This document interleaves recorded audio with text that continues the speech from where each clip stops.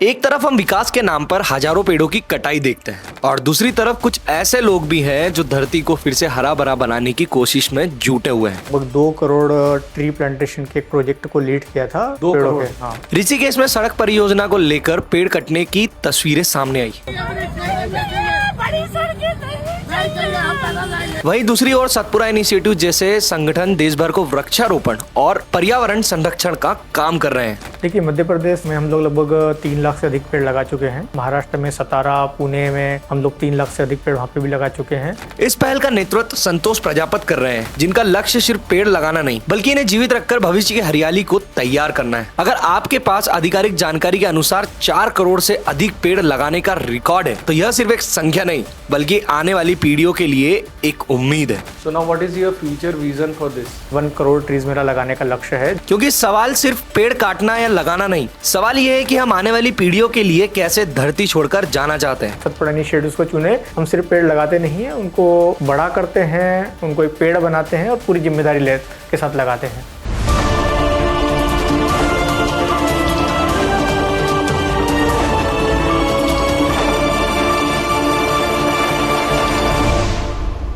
So hello everyone, welcome back to the another exciting podcast। मैं आपका host Himachal और आप देख रहे हैं पॉडकास्ट विद हिमाचल। तो आज के पॉडकास्ट में आप हमारे इर्द गिर्द इतनी सारी ग्रीनरी तो देख ही रहे होंगे, उसी के रिगार्डिंग हमारा पॉडकास्ट ये होने जा रहा है, जिसके गेस्ट है मिस्टर संतोष जी, जो कि सतपुरा इनिशिएटिव के ऑनर है। और भाई उन्होंने 7 लाख से ज्यादा ट्री प्लांटेशन करें।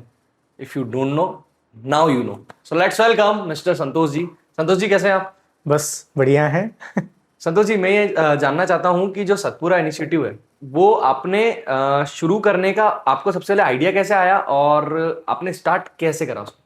देखिए, मेरा जो अनुभव रहा है पिछले 13 सालों से एनजीओ में काम करने का अनुभव रहा है और मैं कई सारे एजुकेशन, हेल्थ और एनवायरनमेंट से रिलेटेड प्रोजेक्ट्स ऊपर काम कर चुका हूँ।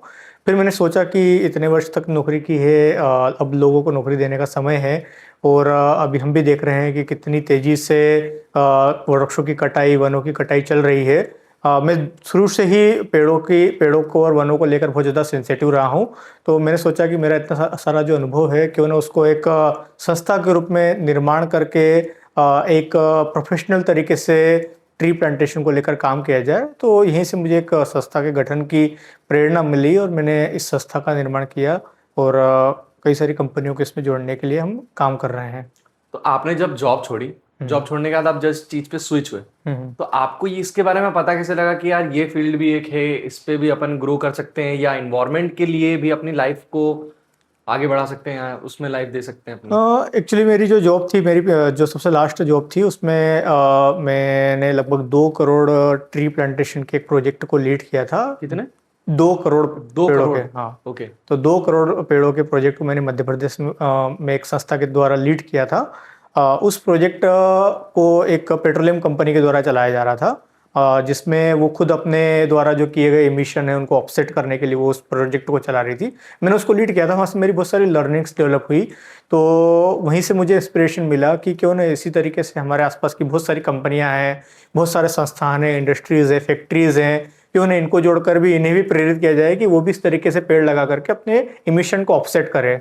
तो इसी के साथ मैंने संस्था को पंजीकृत किया। तो ये हमारी एक नर्सरी है, जहाँ पर हमारी एक इन हाउस सैपलिंग्स तैयार करने की एक जगह है, जहाँ पे हम खुद ही हमारे पौधों को तैयार करते हैं। ज़्यादा जिससे हमारी जो डिपेंडेंसी रहती है दूसरी नर्सरियों के ऊपर नहीं रहती है। और इसका एक उद्देश्य ये भी है कि जब भी किसान को ज़रूरत होती है तब हम यहाँ से सप्लाई कर पाते हैं और एक अच्छी क्वालिटी के जो पौधे हैं हमें तैयार करते हैं। यहाँ पर जो हमने लगाए हुए हैं सागवान के पेड़ लगाए हुए हैं। ये जो पेड़ आप देख रहे हैं सागवान के, इसका जो अधिकतर जो उपयोग होता है ये फर्नीचर बनाने में, पलंग बनाने में, दरवाजा चौखट ये बनाने में होता है और इसको किसान अपने खेतों में, मेड़ों पे लगा करके एक अच्छी इनकम इसमें भी जनरेट कर सकता है। इसके अलावा आपकी ये पहली एक ही नर्सरी है और भी नर्सरी? मध्य प्रदेश में तो हम लोग यहाँ से सप्लाई करते हैं, बाकी जो अदर स्टेट में हमारे प्रोजेक्ट चलते हैं उसमें हम आसपास की कोई भी नर्सरी देखकर वहाँ से प्रोक्योरमेंट। मतलब इतनी छोटी सी नर्सरी से पूरा मध्य प्रदेश रन कर रहे हो आप? हाँ हाँ। अच्छा, तो संस्था से आप कांटेक्ट कैसे करते हो? मतलब स्टार्टिंग में तो ये डिफिकल्ट हुआ होगा आपके लिए, तो आपने जब स्टार्ट करा तो आपने खुद ही अपने स्तर पे स्टार्ट करा या आपके साथ में कुछ और लोग भी थे? देखिए, हमारे साथ और भी लोग थे और इसमें क्या होता है कि सरकार के द्वारा कंपनियों को भी कुछ बाउंडेशंस दी गई है, कुछ लाइबिलिटीज दी गई है। जिसमें ESG और इन्वायरमेंट, सोशल एंड गवर्नेंस के कंप्लायंस के तहत हर संस्था की जिम्मेदारी बनती है कि वो जितने भी उनकी गतिविधि जितना भी प्रदूषण फैल रहा है वो उसको ख़त्म करें। तो इसी के तहत हम उन संस्थाओं से कांटेक्ट करते हैं, उनको प्रेरित करते हैं कि वो हमारे साथ जुड़े और पेड़ लगाकर अपने द्वारा जितने भी प्रदूषण किए जा रहे हैं उनको ख़त्म कर रहे हैं। आज आपके हिसाब से अगर देखा जाए तो इंडिया में इन्वायरमेंट को लेके सबसे बड़ा जो बिगेस्ट इशू है वो क्या है, मैं जानना चाहता हूँ। देखिए, सबसे बड़ा जो बिगेस्ट इशू अभी चल रहा है वो है कि एक तो डेवलपमेंट और प्रकृति दोनों को कहीं ना कहीं साथ में लेकर चल पाना सरकार के लिए भी एक चुनौती हो रहा है और कारपोरेट के लिए भी देखा जाए तो एक चुनौती हो रहा है। दोनों ही, कारपोरेट भी चाहते हैं और पर्यावरण और लोग भी चाहते हैं कि पर्यावरण सुरक्षित रहे, लेकिन कहीं ना कहीं जब डेवलपमेंट करने की बारी आती है, हमें रोड बनाने हैं, डैम बनाने हैं, तालाब बनाने हैं, बड़े बड़े मॉल्स बनाने हैं, इतना ज़्यादा अर्बनाइजेशन करना है, तो कहीं ना कहीं पर्यावरण के साथ हमें समझौता करना ही पड़ता है। तो ये सबके सामने एक चुनौती है कि दोनों को साथ में लेकर कैसे चला जाए। और जैसे अभी आपने बोला कि गवर्नमेंट की तरफ से, तो कभी आपको दिक्कत आई गवर्नमेंट की तरफ से, क्योंकि जो आप काम कर रहे हो वो ऑफिशियली देखा जाए तो it's not a part of a government, ये आपकी प्राइवेट संस्था है। जो ट्रीज को लेके जो काम करती है वो उसके लिए एक अलग डिपार्टमेंट गवर्नमेंट द्वारा बनाया गया है जो कि है फॉरेस्ट डिपार्टमेंट। तो अभी आपकी लाइफ में कभी इससे रिलेटेड कुछ चैलेंजेस आए? देखिए, इसमें हम जितने भी पेड़ लगाते हैं, हमारी सरकार और कंपनियों के साथ ये जवाबदेही होती है कि हम उसको पूर्णतः रूप से जीवंतता दें। और जब इसके लिए हम एक जगह का चयन करते हैं तो हम ये सुनिश्चित करते हैं कि उस जगह पे आने वाले 20 से 40 साल तक कोई भी डेवलपमेंट प्रोजेक्ट या कंस्ट्रक्शन का प्रोजेक्ट ना आया हो और कोई भी इस तरीके का डिस्प्यूटेड लैंड नहीं हो जिसको लेकर कोई कोर्ट में विवाद चल रहा हो। सारी चीज़ों की एक फिजिबिलिटी स्टडी हमारे द्वारा की जाती है, जिससे इस तरीके का कोई व्यवधान सरकार और कंपनियों या फिर लैंड ओनर के बीच में नहीं आता है। तो मतलब इस चीज को आप पूरी तरीके से मतलब पूरा एनालिसिस करते हैं, सारी चीजें आपकी टीम वगैरह उस पर वर्क करती है, डेफिनेटली। देन फिर आप उस पर करते हैं। अब जैसे जस्ट फॉर एग्जांपल मुझे प्लांट लगवाना है, आई एम जस्ट लाइक मतलब मैं कोई सी फर्म हूँ और मुझे आपके साथ में, जैसे मैं HDFC या कोई सी भी अनदर फर्म से हूँ, मुझे प्लांटेशन का काम करवाना है आपसे, तो मुझे सबसे पहले क्या चीज आपके लिए, मतलब क्या चीज करना पड़ेगी जिससे आप वो चीज करेंगे, मतलब ये देखिए, इसमें क्या है कि जैसे ही बारिश शुरू होती है तो कई सारे लोग, संस्थान, सरकारें, वृक्षारोपण की एक होड़ मच जाती है ना। और हम जैसे ही बारिश शुरू होती है हम पेपरों में डेली पहुंचते हैं कि संस्थान इतने पेड़ लगाए, इस कंपनी ने इतने सारे करोड़ पेड़ लगाए, एक दिन में इतने करोड़ पेड़ लगाने का विश्व रिकॉर्ड बनाया गया। लेकिन मेरा मानना यह है कि पेड़ लगाना एक पूर्ण रूप से एक साइंटिफिक प्रक्रिया है ना। इसे एक दिन में ख़त्म नहीं किया जा सकता। ये एक जिम्मेदारी भी देती है हमें। पेड़ हमने लगाया है तो उसके साथ हमें एक जिम्मेदारी भी मिलती है कि उसको लगा करके हम पूर्ण रूप से बड़ा करें। अन्यथा नर्सरी में पल रहे पौधों को व्यर्थ करने से कोई मतलब नहीं होता है ना। जिम्मेदारी इसमें संस्था के रूप में हम लोग लेते हैं कि जो भी पेड़ हम लगाते हैं वो पूर्ण रूप से 3 साल तक, कम से कम 3 साल तक हम उसको जीवित रखते हैं। सुरक्षा के प्रबंधन, पानी के प्रबंधन, देखरेख, सारी चीज़ें हमारी जिम्मेदारी से हम करते हैं, उन पेड़ों को पूर्ण रूप से जीवित रखते हैं। तो ये जिम्मेदारी के तहत हम लगाते हैं। जैसे जब आप पहला एक पेड़ जब लगाते हैं कहीं पे भी, जहाँ भी इनिशिएटिव आपको आता है, तो कौन सी ऐसी 5 चीजें हैं जो आपसे मैं सीखना चाहता हूँ और लोगों तक वो बात पहुंचाना चाहता हूँ कि अगर ये वीडियो देख रहे हैं तो अगर वो कहीं पे पेड़ लगाते तो आपकी ये वीडियो से वो लोग सीख पाए कि भाई पेड़ लगाते समय ये 5 चीजें जो है ये सीख के आदमी प्लांटेशन कर सकता है और इससे जो प्लांट है जब वो लगा रहा है तो वो सर्वाइव भी करे। डेफिनेटली। तो ये बहुत अच्छा सवाल आपने पूछा है, क्योंकि कई लोग प्लांटेशन करते हैं, अपने बर्थडे के दिन लगाते हैं, कोई अपनी एनिवर्सरी पे लगाता है। तो जहाँ पर भी वो लगाने के लिए जा रहे हैं, लगाना कोई दिक्कत नहीं है, हर किसी को लगाना चाहिए। लेकिन वो इन 5 चीज़ों को ज़रूर देखे कि जहाँ पर भी वो लगा रहे हैं उस लैंड में आने वाले 20 सालों तक कोई कंस्ट्रक्शन का या फिर कोई भी कंस्ट्रक्शन वाला काम तो नहीं होने वाला है। दूसरा ये है कि वो ज़मीन किसकी है, ठीक है, वो लैंड ओनर उसके लिए एग्री है नहीं है। तीसरी चीज़ है कि आने वाले शुरुआती 5 से 10 सालों तक हमारे पानी की क्या व्यवस्था होने वाली है, कौन पानी देगा, जिम्मेदारी किसकी है उसको पानी देने की। और अगर कोई नहीं है तो आप में इतनी क्षमता है कि आप उसको रेगुलर बेसिस पे पानी दे पाएँ। चौथा है उसकी सुरक्षा के प्रबंधन क्या रहेंगे, कौन उसकी सुरक्षा करेगा। केटल्स जो मवेशी वगैरह कई बार आकर के डिस्ट्रॉय कर देते हैं, उसकी जिम्मेदारी कौन लेगा। और चौथा है कि आप कब कितने सालों तक आप उसको समय दे करके उसको सुरक्षित रख पाएंगे। ये सारी 5 जो चीज़ें हैं, अगर हर कोई व्यक्ति पेड़ लगाने से पहले ध्यान में रखे तो मेरे ख्याल से कि जितने भी प्लांटेशन के ड्राइव मानसून के समय पर होते हैं उसमें कभी भी मोर्टेलिटी नहीं आएगी और हम जितने भी वृक्ष लगा रहे हैं सभी में हमें जीवंतता देखने को मिलेगी।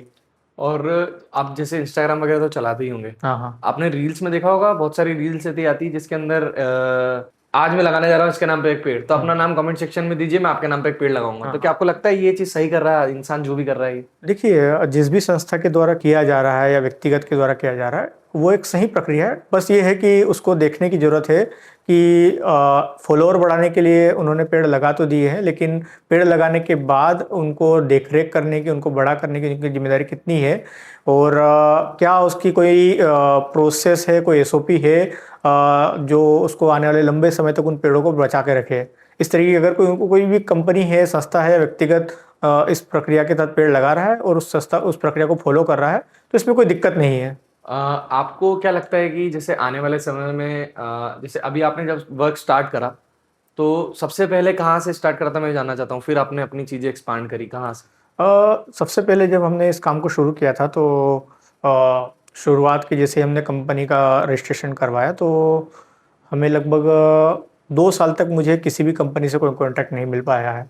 मैं कई सारी कंपनियों को मैंने अप्रोच किया, लगभग 300 से 400 कंपनियों को मैंने प्रपोजल्स भेजे कि we are planting trees and we have the expertise to plant trees, and we approached to many organizations, but some organizations shown their interest and they joined our initiatives and they funded to us for plant of 25,000 trees in Madhya Pradesh, Badwani district here itself, and we planted the trees 25,000, and that trees now turned into trees and resulting a lot, and we are showing that results into the many corporates, and now a lot of corporate joined us, and through the support of many corporates, we planted more than 7 lakh trees across India.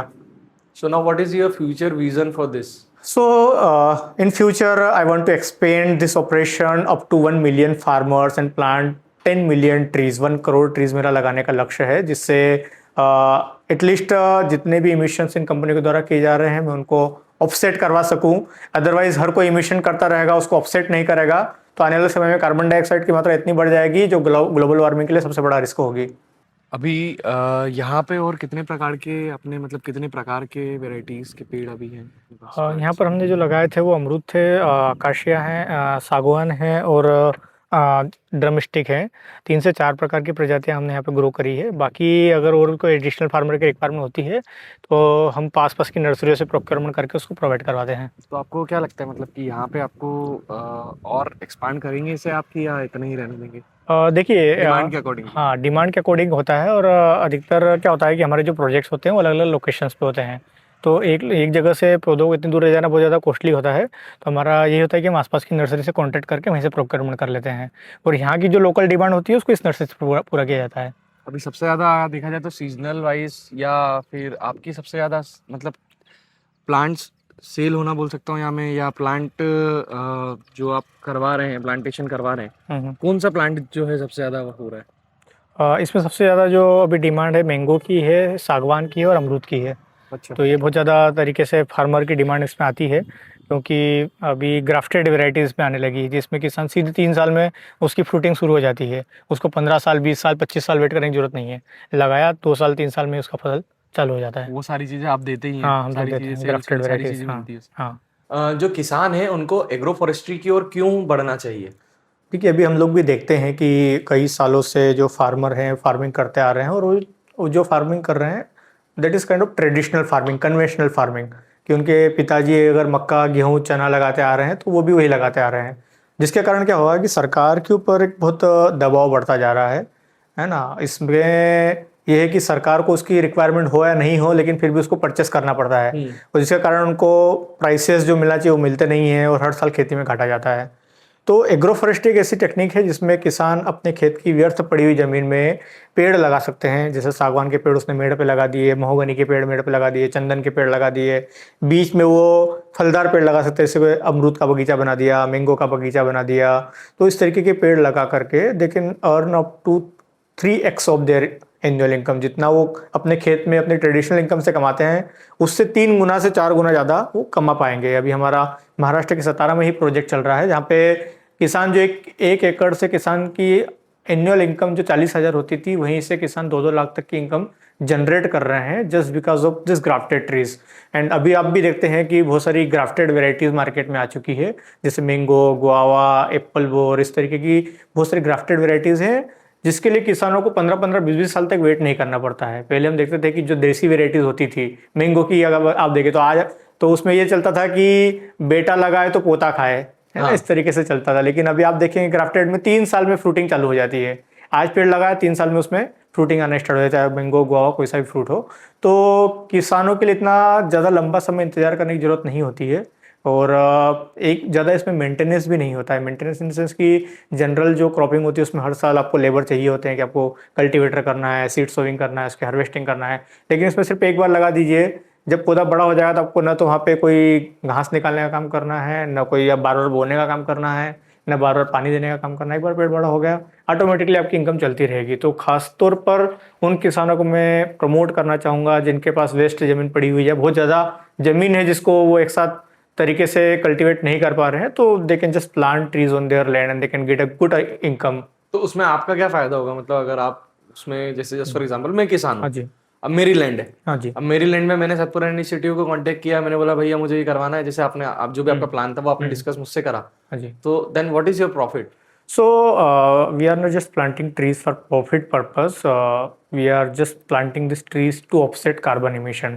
इसमें कंपनियां हमें support करती है उनके carbon emission को offset करने के लिए, और हम फार्मर के साथ एक कॉन्ट्रैक्ट साइन करते हैं। उसमें हम सिंपल सा ये लिखा होता है कि जो भी पेड़ हम आपके खेत में लगा रहे हैं, पेड़ भी आपका, फल भी आपका, चारा भी आपका, लकड़ी भी आपकी, लेकिन वो पेड़ जो कार्बन डाइऑक्साइड को अवशोषित करेगा, जो कार्बन को वातावरण से रिमूव करेगा, उसके जो क्रेडिट जनरेट होंगे। लेट सपोज एक पेड़ है, इस एक पेड़ ने साल भर में 20 kg कार्बन को वातावरण से ऑफसेट किया, सिक्वेस्ट्रेशन किया, तो उसके जो क्रेडिट होते हैं वो इंटरनेशनल मार्केट में बिकते हैं। अच्छा, हाँ, तो इनकी सारी एक रिपोर्टिंग होती है, वो रिपोर्ट बना करके हम बड़ी बड़ी कंपनियों को देते हैं और वो उसका रजिस्ट्रेशन करवा के उसके कार्बन क्रेडिट्स जनरेट करते हैं जो डॉलर्स में बिकते हैं। और विदेशों की कंपनियां, यह सिर्फ कंप्लायंस जो है, कार्बन क्रेडिट का कंप्लायंस जो है सिर्फ इंडियन कंपनीज के लिए नहीं है, फॉरेन कंपनीज के लिए भी है। तो बड़ी बड़ी कंपनियां उनको बेचती है और उससे लाखों करोड़ों डॉलर्स में उसका पैसा जनरेट होता है जो कंपनी को जाता है। तो कंपनियां ही इसके लिए टोटल फंडिंग करती है और किसानों की भी एक फाइनेंशियल इनकम जनरेट होती है इसमें। तो ये तो आपने जो बताया ये किसानों के लिए बताया। हाँ जी। इसके अलावा जैसे अगर देखा जाए तो कंपनीज के लिए भी आपने बोला कि आप काम करते हैं, हाँ। कंपनीज के लिए क्या काम करते हैं, मतलब आप क्या डील करते हैं उनसे? कंपनीज के लिए सिंपल सा है कि उनके लिए हम कार्बन क्रेडिट को लेकर काम करते हैं। इसमें यह है कि जिस भी कंपनी के बहुत ज़्यादा इमिशंस हो रहे हैं या फिर वो इस तरीके का एक्टिविटीज़ कर रही है जिससे बहुत ज़्यादा पोल्यूशन जनरेट हो रहा है, जैसे कोई फैक्ट्री है या फिर कोई पेट्रोलियम कंपनी है जो बहुत ज़्यादा तेल बेच रही है या निकाल रही है, तो उससे लाखों करोड़ों टन का कार्बन डाइऑक्साइड जो है वातावरण में इमिशन हो रहा है। हम उससे रिक्वेस्ट करते हैं कि ठीक है आप पेड़ लगाइए, आपके मिशन को हम ऑफसेट करके देते हैं। उसको रजिस्ट्रेशन करके वो सरकार को दिखा सकती है कि मैंने इतना लाख टन पेट्रोल बेचा, उससे इतने लाख टन का एमिशन वातावरण में हुआ, मैंने इतने लाख पेड़ सतपुड़ा इनिशिएटिव्स के माध्यम से लगाए और मैंने सारा जितना मेरे पेट्रोल बेचने से जो प्रदूषण हुआ था वो मैंने पेड़ लगा के खत्म कर दिया। तो कंपनी के लिए भी विन विन सिचुएशन है, गवर्नमेंट के लिए भी विन विन सिचुएशन है। गवर्नमेंट भी अपने जो जनता को दिखा सकती है कि हम सिर्फ काट नहीं रहे हैं, कंपनी को प्रमोट नहीं कर रहे हैं, हम एनवायरनमेंट को भी साथ में लेकर चल रहे हैं। तो दोनों ही चीज़ें इसमें अलाइन हो जाती है। Why people choose Satpura initiative? The reason for choosing Satpura initiatives is because we are not just plant trees, we just take care of the trees for 20 years of duration. Because generally government do plantation, corporates do plantation, individuals do plantation, but due to lack of timing, due to lack of experience, due to lack of their knowledge, that becomes the complete greenwashing. We completely take care of that. We have the SOPs to give them complete protection, complete irrigation facilities. Our on ground team do monitoring of plantation activities on regular basis, and we give them 90% survival guarantee. We gives guaranteed 90% survival result. यही कारण है कि company हमारे पास आती है, क्योंकि हम पूरी जिम्मेदारी लेते हैं, सिर्फ पेड़ नहीं लगाते, हम उसकी जिम्मेदारी लेते हैं। अच्छा, मुझे अफीम की खेती करना होगी तो क्या करना पड़ेगा? अफीम की खेती के लिए तो सबसे पहले आपको सरकार से परमिशन लेनी पड़ेगी, जो उसकी एक लीगल प्रक्रिया है। तो कर सकते हो, उसको भी कोई दिक्कत नहीं है। है ना, वो भी एक लीगल प्रक्रिया के तहत किया जा सकता है। अच्छा, और जैसे जो फॉरेस्ट डिपार्टमेंट में जो देखा होगा, जो मतलब फॉरेस्ट डिपार्टमेंट में इसकी खेती होती है। खेती क्या होती है, प्लांटेशन करते हैं ना ये लोग। एक तो सागवान का होता है, हम्म और दूसरा एक और चीज होती है, मेरे फ्रेंड का ही है वो, कुछ प्लांटेशन करते हैं लोग, मतलब जो। तो उसकी क्या प्रोसेस रहती है इसमें, मतलब बोलते हैं कि कुछ जो हिस्सा पैसा होता है जिसकी लैंड है उसको जाएगा, देन उसके बाद में जो जितने समय तक वो रहा है उसका जो भी रहेगा वो गवर्नमेंट को जाएगा। नहीं, जनरली क्या होता है कि अगर अभी एक भारत सरकार के ने अपने एक ऑडियंस एक उसमें गजेट में ये मेंशन भी कर दिया है कि जो भी किसान अगर अपने खेत में सागवान के या फिर इस तरीके कोई सी फॉरेस्ट्री प्लांट लगाते हैं तो वो उसको काट सकते हैं, उसको बेच सकते हैं। उनका जो एक रजिस्ट्री डॉक्यूमेंट होता है उसमें पटवारी मेंशन कर देता है कि इनके पेड़ पर किसान ने इतने सागवान के पेड़ या इतने पेड़ इनके यहाँ लगे हुए हैं। So whenever they are going to cut the trees or harvest the trees and want to sell the trees on the market, so they can sell out to them. There will be no any kind of restriction from government side. एक सागवान के पेड़ को लगाने से लेकर बड़े होने तक कितना समय लगता है? देखिए, जनरली सागवान जो हम लगाते हैं वो फार्मिंग एरिया में नहीं लगाते हैं, उसको हम खेतों की बाउंड्रीज पर लगवाते हैं ताकि फार्मर को बहुत लंबे समय तक इंतजार नहीं करना पड़े, उसका कहीं पर भी उसका यील्ड जो है उसका क्रॉप प्रोडक्शन प्रभावित नहीं हो। तो मेड़ों पर जब लगाते हैं तो 10 से 15 साल उसको पूरा ग्रो होने में लगते हैं। बट ये है कि उसकी फार्मिंग को अफेक्ट नहीं करता है क्योंकि बीच वाला जो फार्मिंग वाला एरिया होता है पूरा खाली होता है, तो farmer can do their cultivation over there. अब मैं जानना चाहता हूँ कि जंगल उगाने की आपकी जो सबसे फेवरेट टेक्निक है वो क्या है? देखिए, सबसे फेवरेट टेक्निक की अगर मैं बात करूँ तो हम कई तरीक़ों से पेड़ लगाते हैं। एक तो एग्रो फॉरेस्ट्री होता है जिसमें हम किसानों के साथ मिलकर के पेड़ लगाते हैं। एक ट्रेडिशनल प्लांटेशन होता है जिसमें हम पंचायतों में या फिर वैसी वेस्टलैंड्स में परंपरागत तरीके से पेड़ लगाते हैं। इसको बड़ा होने में 15 से 20 साल लगते हैं। एक सबसे मेरी फेवरेट टेक्निक की अगर बात करूँ तो वो है Miyawaki technique. Miyawaki technique. Miyawaki. हाँ, मियावाकी। ये एक जापानीज पद्धति है जिसको किरा मियावाकी ने इसको डिस्कवर किया था। और इसमें क्या होता है कि बहुत ही फास्ट तरीके से जंगलों को तैयार किया जाता है। जंगल पेड़ लगाने की नहीं, जंगल खड़ा करने की तकनीक है। ठीक है, इसमें क्या होता है कि पेड़ों को बहुत ही पास पास निश्चित दूरी और क्रम में लगाया जाता है और इसमें कॉम्बिनेशन में लगाया जाता है। 4 लेयर्स में प्लांटेशन किया जाता है। इसमें श्रब होते हैं, ग्रासेस होती है, छोटे ट्रीज होते हैं और लार्ज कैनोपी ट्रीज होते हैं। इनको लगभग 2-2, 3-3 फीट की डिस्टेंस पे लगाया जाता है, जिसका रिजल्ट ये होता है कि जब ऊपर से सनलाइट आती है तो पेड़ों को सिर्फ फोटोसिंथेसिस की प्रोसेस होती है, डायरेक्ट अपवर्ड कंडीशन मतलब इसमें होती है, सीधे टॉप पर से होती है, जिसके कारण पौधे डायरेक्ट स्ट्रेट ग्रोथ करते हैं बजाय कि हॉरिजॉन्टल ग्रोथ करने के। तो जिस जंगल को खड़ा होने में 15 से 20 साल लगते हैं वो जंगल हम 3 साल में खड़ा कर पाते हैं। 3 साल में? मात्र 3 साल में, because of this Miyawaki technique. इसी तरीके से इजाद किया गया है कि पेड़ सीधे सूर्य की डायरेक्शन में ग्रोथ करते हैं, डायरेक्ट वर्टिकल ग्रोथ करते हैं, ना कि हॉरिजॉन्टल ग्रोथ करते हैं। क्योंकि क्या होता है ना कि हर जो पेड़ अपना जो भोजन बनाते हैं वो फोटोसिंथेसिस प्रोसेस के तहत बनाते हैं। आर्ट सेट सब तरफ पेड़ हैं, ठीक है, कहीं से भी उसको सूर्य का प्रकाश नहीं मिल रहा है, अगर मिलेगा तो सिर्फ ऊपर से मिलेगा।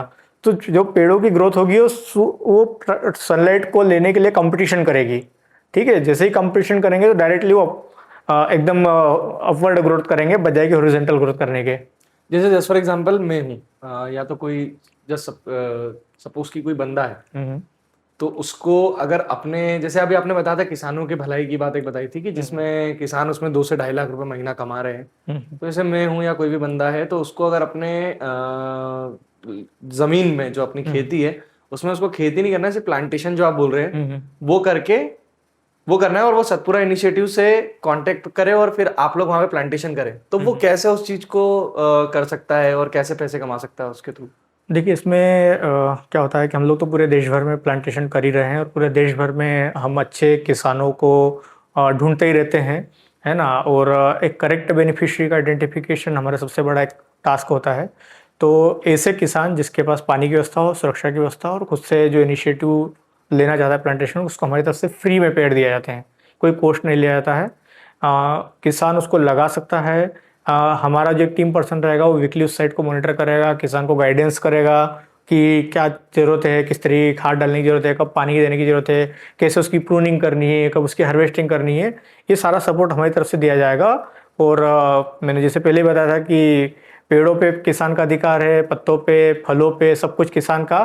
सिर्फ वो जो कार्बन डाइऑक्साइड को एब्जॉर्व करेंगे, वातावरण को जो शुद्ध करेंगे, उसके जो क्रेडिट्स रहेंगे वो हम लेते हैं और वो हम कंपनी को देते हैं। कंपनियां उसी पैसे से फार्मर को सपोर्ट करती है प्लांटेशन के लिए, तो सभी के लिए विन विन सिचुएशन बनती है इसमें।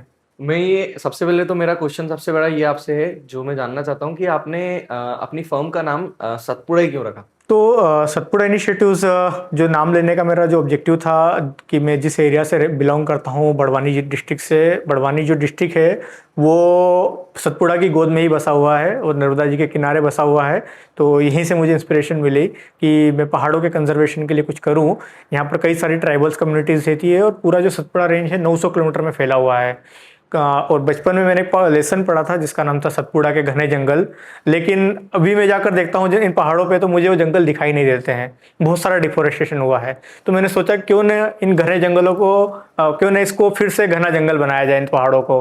तो इसी से इंस्पायर होके हम यहाँ की जो ट्राइबल कम्युनिटीज़ है उनके साथ कई सारी फॉरेस्टेशन की एक्टिविटीज़ कर रहे हैं।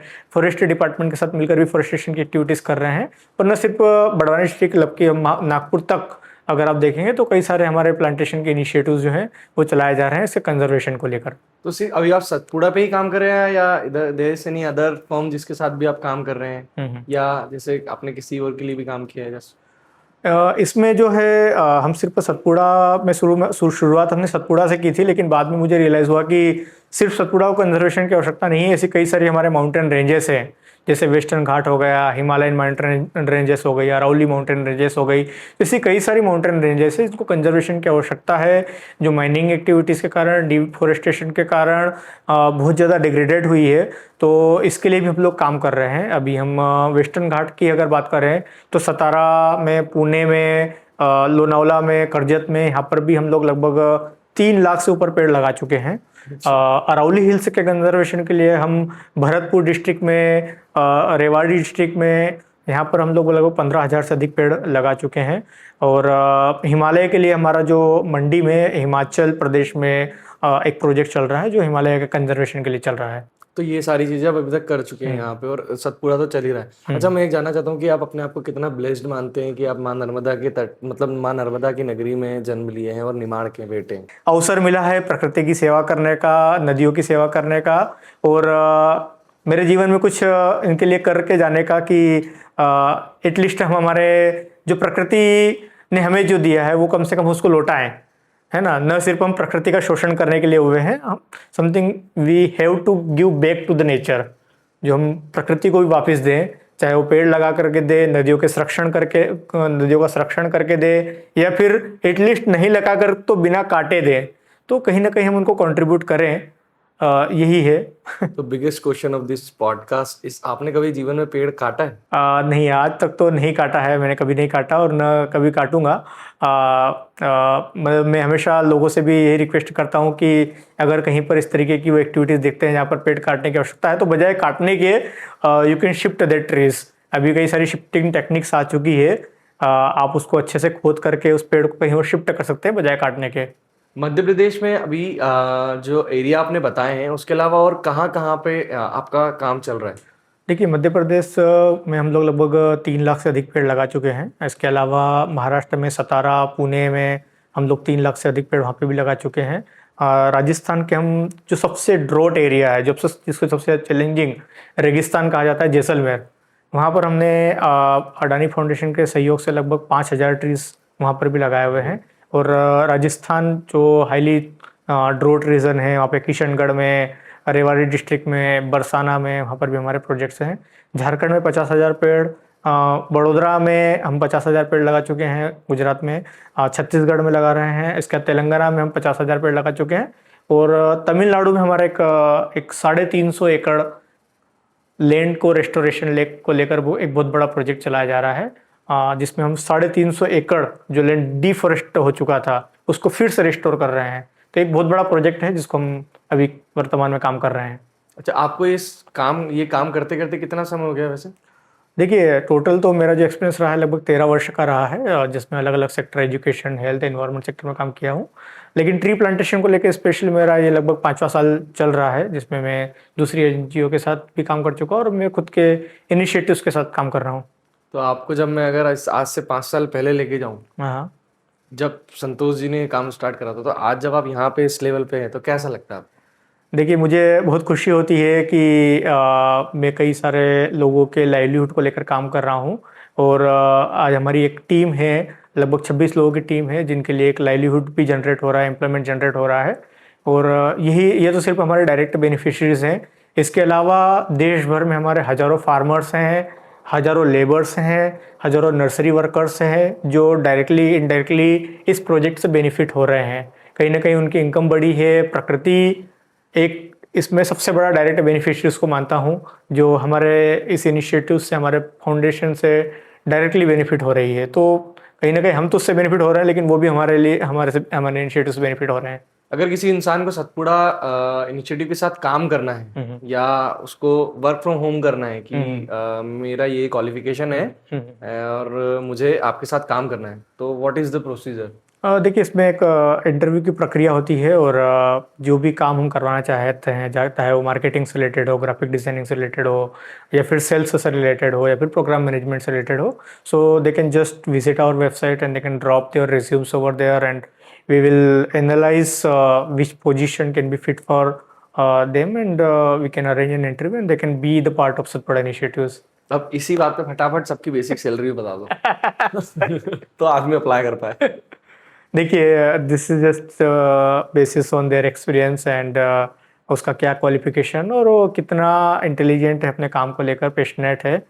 और जनरली क्या होता है कि कई बार हमें काम बताए जाते हैं, टीम होते हैं उनको काम बताए जाते हैं, लेकिन जो खुद से इनिशिएटिव्स लेते हैं, खुद से अपना दिमाग लगा के काम करते हैं, मतलब संस्था में तो उनके लिए जगह बनती ही बनती है, लेकिन खुद के भी लिए भी वो खुद में भी कॉन्फिडेंस डेवलप होता है कि नहीं यार, मतलब मेरे अंदर भी एक एबिलिटी है, I can solve the problem on my level instead of taking support from any others and I can do something best and better, कि जितना मुझे बताया गया उससे भी बेहतर कर सकता हूँ। तो वो, तो अगर किसी भी क्षेत्र में कोई भी काम कर रहा हूँ, it's not only about job, जहाँ पर भी हम सबसे बेहतर हमारा देने की कोशिश करें, है ना, जितना बेहतर हम हमारे लिए दे पाएंगे तो ऑर्गेनाइजेशन के लिए भी बेहतर है, हमारे खुद के लिए भी है। हमें खुद को भी एक अंदर से फीलिंग आती है कि मेरा जितना बेहतर, जितना मैं एफर्ट लगा सकता था, मेरी एड़ी चोटी का जोर लगा इसको काम को बेहतर करने के लिए। अब होना नहीं होना वो जो है ऊपर वाले के हाथ में है कि वो होगा नहीं होगा, बट हमारी तरफ से कोई कमी नहीं होनी चाहिए। So is there any competitor firm जो सतपुरा को अभी टक्कर दे रही है, या आपकी कोई कॉम्पिटिटर फर्म है जो आपके साथ सेम काम कर रही है अभी इंडिया में? देखिए, कंपटीशन में तो बहुत सारी कंपनियां हैं, ट्री प्लांटेशन एजेंसीज हैं जो काम कर रही है, but I don't think they are a competitor because they are also working for tree plantation and they are conserving nature. So I don't think they are the competitor because we all are for welfare of community, welfare of this nature, है ना। तो कहीं ना कहीं वो पर्यावरण संरक्षण के लिए काम कर रहे हैं, तो मैं उनको अपना एक पार्टनर मानता हूँ बजाय कि कॉम्पिटिटर मानने के। अब बताओ, इतने अच्छे लोग हैं दुनिया में, मतलब आज की डेट में इंसान एक दूसरे का धंधा काटने में लगा और आप जो है वो सब उनको सपोर्ट कर रहे हैं तो देखिए, एक सही कोर्स के लिए अगर हम काम करते हैं तो किसी भी रूप में अगर प्रकृति को फायदा होता है, लोगों को फायदा होता है, लोगों के लिए एम्प्लॉयमेंट जनरेट होता है, तो डेफिनेटली वो हमारे पार्टनर ही हैं जो हमारे काम को कर रहे हैं। ये हमारी जिम्मेदारी है ना, वो भी हमारी जिम्मेदारी को पूरा करने में मदद कर रहे हैं। दूसरी चीज की आप लोग लोगों के लिए काम कर रहे हैं, मतलब आप प्लांट के लिए काम कर रहे हैं, तो वो चीज लोग उससे ऑक्सीजन ले पा रहे हैं और मतलब जान ही दे रहे हो आप लोगों को, एक प्रकार से देखा जाए तो एक अच्छा एनवायरनमेंट दे रहे हो डेफिनेटली रहने के लिए। और दूसरी चीज ये कि मैं एक चीज आपसे और ये जानना चाहता हूँ कि आप इस वीडियो से लोगों को क्या बातें पहुंचाना चाहते हैं और क्या कहना चाहते हैं? देखिए, मैं स्पेशली ख़ास तौर पर युवाओं से और इंडिविजुअल से एक रिक्वेस्ट करना चाहूँगा कि आज हम जो बर्थडे सेलिब्रेशन करते हैं उसमें बहुत सारा अभी खर्च करते हैं, पार्टीज करते हैं, केक काटते हैं, दारू पीते ठीक है, हैं। दारू पीते हैं, ठीक है, फायर क्रैकर्स जलाते हैं। तो आपका जो भी बर्थडे है, लेट सपोज आप अपना 20वां बर्थडे बनाने जा रहे हैं, तो आप 20 पेड़ लगाइए।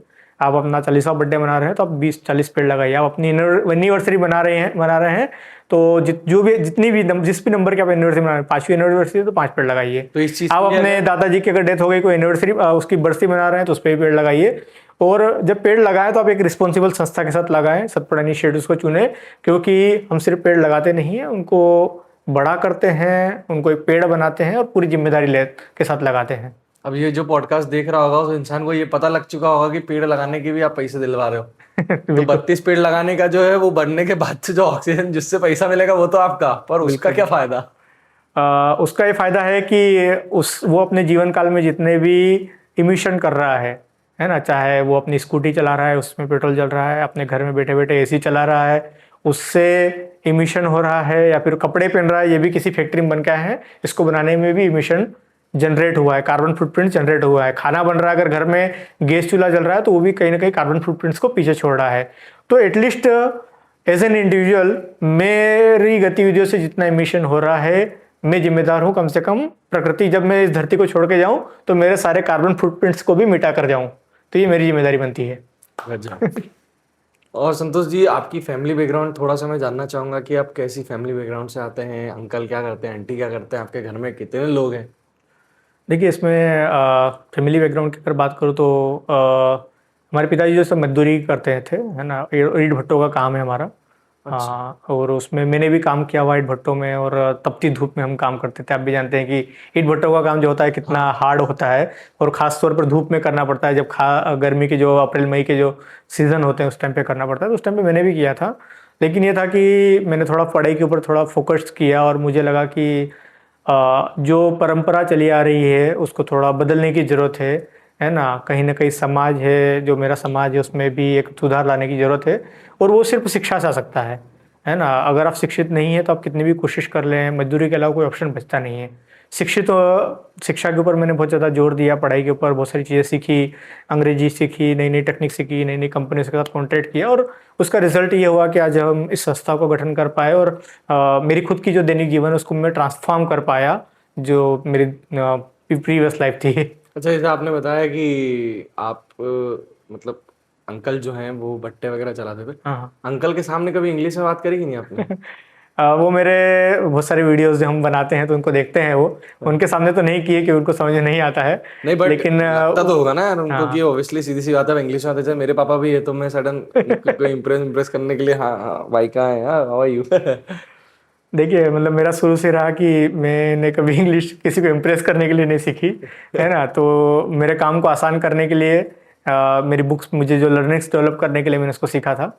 और आज मेरे भी जो दोस्त हैं, मेरे जो कलीग्स हैं, या फिर मेरे जो क्लासमेट हैं, वो जब भी मेरे वीडियोस को देखते हैं, है ना, और उनको सुनते हैं, तो they also get very surprise कि यार ये पर्सन तो हमारे साथ में पढ़ा हुआ है, हम साथ में हमने एजुकेशन लिया हुआ है, एंड उसने अभी इतनी अच्छे से कैसे अंग्रेजी सीख ली इसने।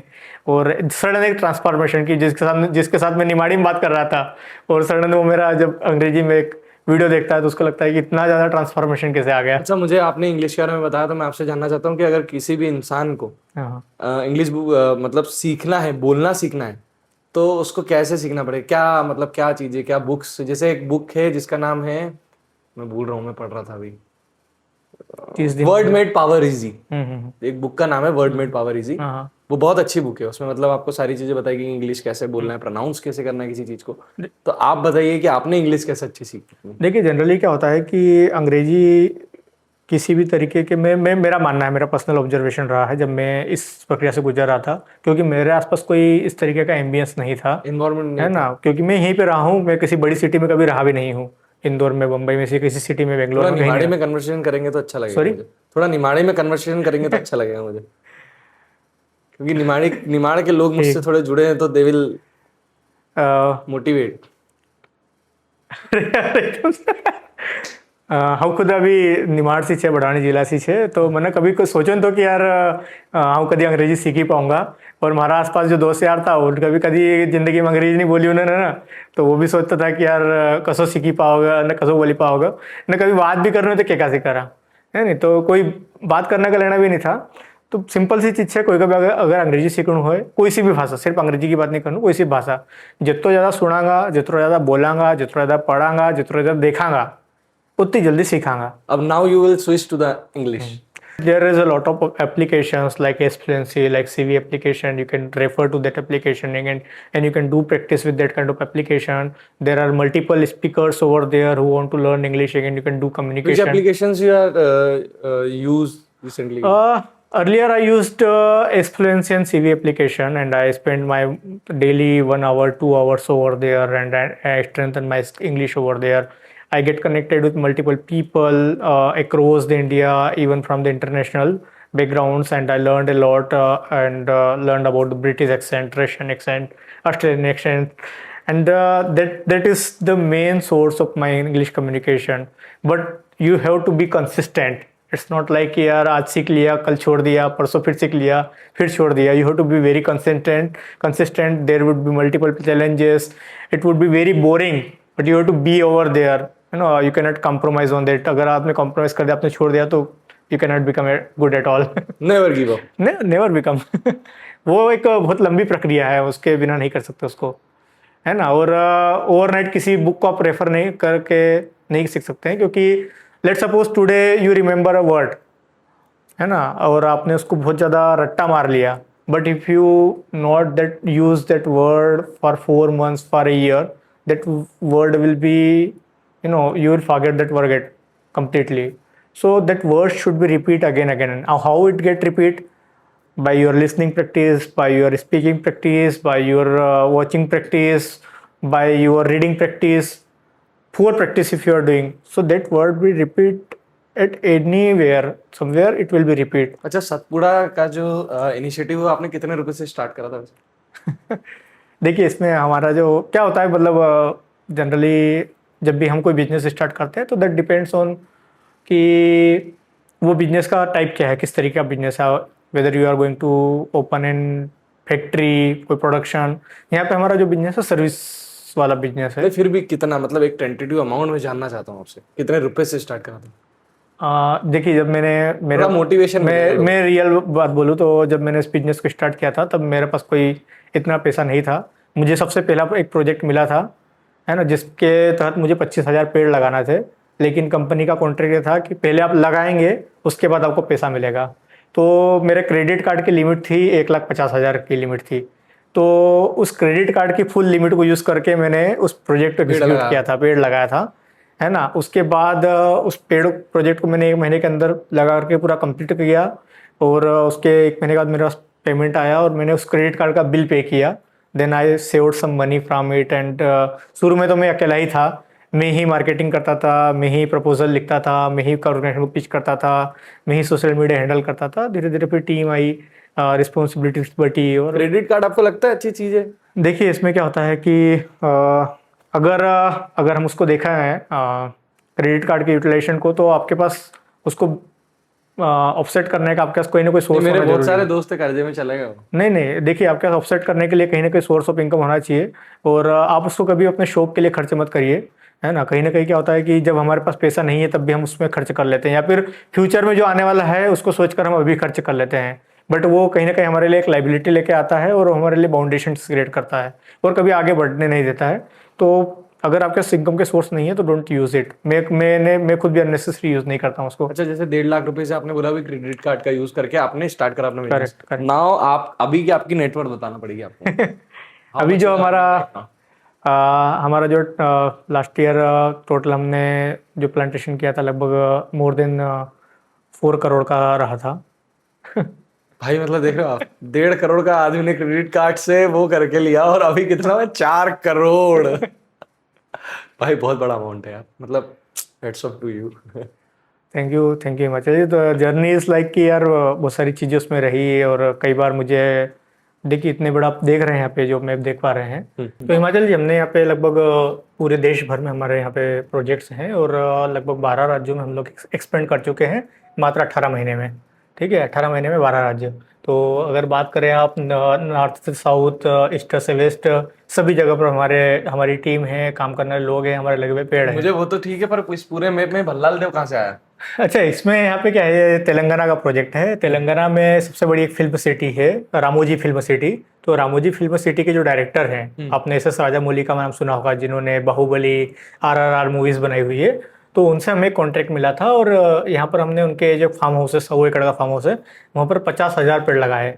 तो ये उन्हीं के यहाँ की फोटो है, जहाँ पर हम लोग 50,000 ट्री का और ये प्लांटेशन पूरे करते इस पूरे मैप में से सबसे बड़ी जमीन कौन सी है जिसपे आपने सबसे ज्यादा पेड़ लगाए? हैं। अब सबसे बड़ी अभी की अगर बात करें तो यहाँ पे जो तमिलनाडु में हमारा एक कार्बन क्रेडिट का प्रोजेक्ट चल रहा है, जो लगभग 350 एकड़ का है। 350 एकड़? 350 एकड़ जो एरिया डिफोरेस्टेड हो चुका था, अब वहां से फिर से पेड़ लगाकर उसको फॉरेस्टेड बना रहे हैं, फिर से ग्रीन कवर ला रहे हैं यहाँ पे। तो ये जो तमिलनाडु आप देख रहे हैं, यहाँ पे अभी हमने रिसेंटली एक प्रोजेक्ट शुरू किया है जो कि कार्बन का प्रोजेक्ट है, जिसको माइक्रोसॉफ्ट कंपनी है जो फंडिंग कर रही है। तो इसमें लगभग जो 350 एकड़ का एरिया जो डिफोरेस्टेड हो चुका था, उसको फिर से फॉरेस्ट में कन्वर्ट कर रहे हैं हम लोग, एग्रीकल्चर लैंड पे। अभी इसके बाद में मैं चाहता हूँ कि ये इंडिया से होते होते थोड़ा मैप और बढ़े, श्रीलंका भी आए, इधर उधर यूनाइटेड, जापान, चाइना जाना चाहिए। हाँ बिल्कुल, इसको हम अखंड भारत बनाने का हमारा सपना है कि इसको आसपास के जितने भी करीबी देश है, जैसे चाइना हो गया, पाकिस्तान दुबई और अरे पाकिस्तान, अरे गालियां पड़ेगी आपको कमेंट में। तो वो आसान नहीं था, है ना। कई जगहों पर लैंग्वेज बैरियर था और ऐसी जगहों पर हम जाते थे जहाँ पर कोई हमें पहचानता भी नहीं था। बट ये था कि मैं पुराने एनजीओ में मेरा अनुभव रहा, मैं कई जगहों पे घुमा हुआ था, तो मुझे पता था कि कहाँ पे सेटअप कैसे करना है। तो इतने सारे जो स्टेट थे, हमने कभी भी किसी अपॉर्चुनिटी को मना नहीं किया। किसी कंपनी ने कहा कि तमिलनाडु में लगवाना है, आप लगाएंगे क्या? मैंने कहा हाँ, ये लगा देंगे। झारखंड में लगाना है, आप लगा। मैं कभी गया नहीं हूँ, कभी देखा नहीं हूँ, लेकिन फिर भी हमने कभी किसी अपॉर्चुनिटी जो भी है उसको कभी मना नहीं किया। किसी भी काम को मुझे ऐसा लगता है कि करने के लिए 6 महीना या 1 साल आप दो, आप सीखते जाओगे, करते जाओगे, सीखते जाओगे, करते जाओगे, और फिर वो चीज इतनी परफेक्ट हो जाएगी कि फिर आपसे ज्यादा अच्छे से वो इंसान कोई जान ही नहीं पाएगा उस चीज को। बिल्कुल बिल्कुल सही है। देखिए, you have to be very consistent. आपको फेलियर्स मिलते हैं, और ये जो कहने वाली बातें हैं, हमने इतने सारे राज्यों में प्रोजेक्ट्स किए, लेकिन प्रपोजल्स हम लगभग 400 कंपनियों को प्रपोजल भेजते हैं, तब जाके एक एक्सेप्ट होता है। अगर हमारा एक्सेप्टेंस रेट आप देखें तो 0.3% है। तो इट्स नॉट लाइक कि यार एक बार हमने किसी को कहा, उसने मना कर दिया, 2 बार कहा, 3 बार कहा, 4 बार, 100 बार कहा, 200 बार कहा, हम रिजेक्शंस को झेलते हैं। रिजेक्शन को देखो तब जाके एक एक्सेप्टेंस मिलता है। इतने रिजेक्शन से आता है, एक एक्सेप्टेंस मिलता है। तो वो प्रक्रिया होती है ना। और 6 महीने, साल भर आप कंसिस्टेंट रहेंगे किसी भी काम में, है ना, तो definitely you can become a part of success. So thank you so much everyone for watching this podcast. और संतोष जी, आप क्या कहना चाहेंगे हमारे पॉडकास्ट के बारे में? So thank you Himachal and Bhumika for coming here and joining us.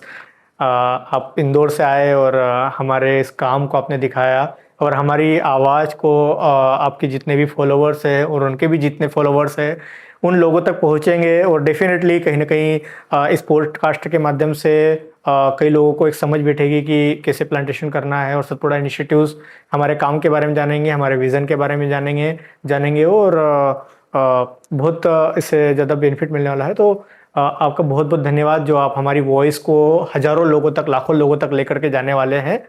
So definitely this will be helpful for the nature's point of view as well as for the personal point of view as well. So thank you. तो भाई channel को जाके अभी subscribe करोगे, आप लोग subscribe नहीं कर रहे हो। दूसरी चीज ये कि 10 है सब्सक्राइबर कब से रुके हैं, और जब अभी जाओ, इसके नीचे लिंक होगी डिस्क्रिप्शन में, सतपुरा इनिशिएटिव पे जाके भैया को, जैसे भैया ने बोला है अभी कि भाई अगर आपका बर्थडे है, आप 21 साल के, तो 21 पेड़ लगाओ। आपकी एनिवर्सरी है, 34वीं एनिवर्सरी, 50वीं एनिवर्सरी, तो 50 से 60 पेड़ लगाओ, क्योंकि पेड़ लगेगा तभी तो इंसान बचेगा। ठीक है, तो जल्दी आके वीडियो को हाइप भी करो और चैनल को सब्सक्राइब भी करो। मिलते हैं अगले पॉडकास्ट में।